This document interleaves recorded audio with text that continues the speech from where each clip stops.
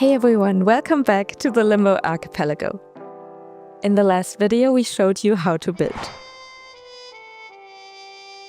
Today we want to talk about the heart of Lou's Lagoon, the story, quests and writing.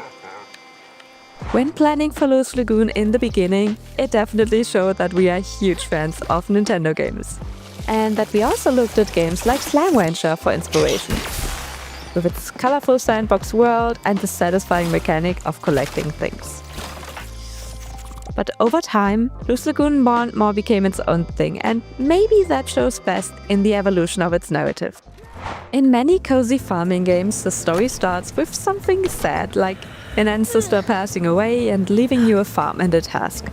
We wanted something reminiscent of that, but without the sadness, a little more easygoing. So Uncle Lou, and yes, his name is inspired from Baloo the bear in the Tailspin cartoon, he does go missing at the start of the game. But he's cool and capable, kind of like Indiana Jones. You don't have to worry about him, he's just missing. Finding him is your main goal. In the beginning, the story was supposed to play a very small role. But over time, the mystery grew bigger. We even added a fairy tale book about wind and wave to explain the legends of this world. And finding Lou will now be the big red thread guiding you through the game. Having some details to the story actually really helps us develop the game. When we know the backgrounds, it is much easier to design quests and items that make sense. That's why there's also a lot of secret backstory. For example, in our heads, Lou and Hefty have a special relationship with each other. And they were part of a team that fought off pirates long ago.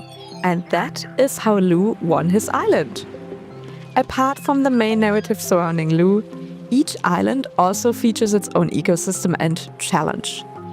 Designing what happens on the islands was a real team effort. The art team had ideas that influenced the story, and the story gave ideas to the artists. Oh, and here's a little fun fact about the world Lou's Lagoon takes place in. The name Limbo archipelago comes from the name of our founder Maurice's island in Animal Crossing. Next up, let's talk about quests. By the way, how many quests do you think are currently in Lou's Lagoon? 50? 100? Stay tuned and I will reveal the exact number in a moment. Originally, we wanted the game to be a super open sandbox. We thought, just do what you want and every path is the right one. But doing playtests, we noticed something important. Players were kinda confused. They sometimes felt a bit lost and didn't know what to do. So we realized we needed to offer a bit more hand-holding to guide you through the adventure. Since then, it has been a constant balancing act. We don't want to tell you exactly what to do every second, but we don't want you to be frustrated either. To solve this, we organized the game into 3 levels of quests. First, the main quest, which is finding Uncle Lou. Second, the island quests, which is helping the villagers. You often need to do these to progress the main story. And third, the kinda true side quests. Those are completely optional tasks for extra fun and rewards. The goal of these quests is to show how much the islands need you and each other.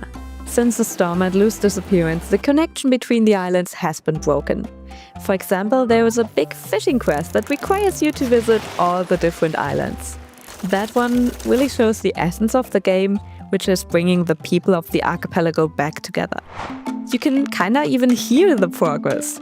For example, on Tangle Bloom Island, the music actually changes. As you solve quests and fix the island, new layers of instrument are added to the background track. So, how many quests are there currently? The answer is 113.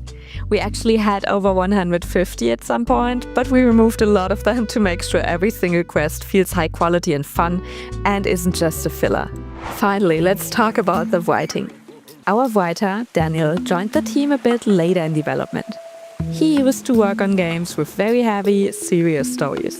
For him, writing for Lou's Lagoon is a nice change of pace, which feels more relaxing, like writing hundreds of funny little mini-stories.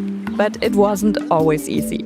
At first, he had to work through a lot of placeholder text to find the right flow. Now, the tone of the game is cozy, but not too wholesome. It has a sarcastic edge. We love playing with real-life cliches. For example, take Bradley. He runs the bakery, but he isn't actually a baker. He's just a business guy trying to make money. He doesn't really know what he's doing. He kinda uses you to get stuff for him, but he also has a little redemption arc. We also needed to think about how much personality you, the player, have. Originally, the main character was just a blank slate, but that changed a little. You are not a completely silent robot. You have dialogue options, and the characters might sometimes touch upon a thing you said. Now, Lewis Lagoon is not narrative enough to give you long lines of dialogue, but you can see more of your character's personality in the quest journals. If you read the descriptions, you will see your character poking fun at video game stereotypes, and you'll find out what you really think about some of the characters you meet. Now that you have a voice, who are you talking to? The archipelago is home to 3 different groups: the Charneys, the Vooi, and the Gorplins. The design of these folks was heavily shaped by our art team.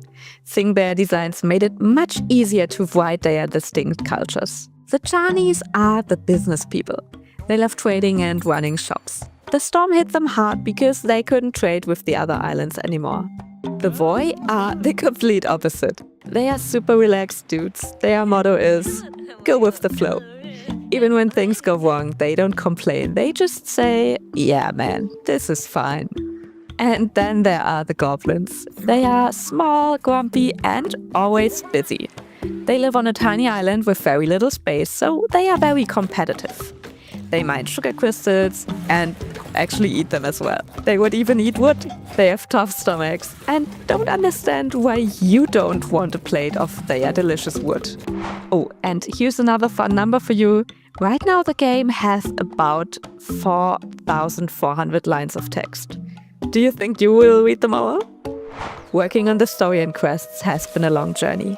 We went from a simple sandbox to a world full of life, humor, and mystery. And we can't wait for you to meet the different folks, help the islanders, and finally uncover the secret of Uncle Lou.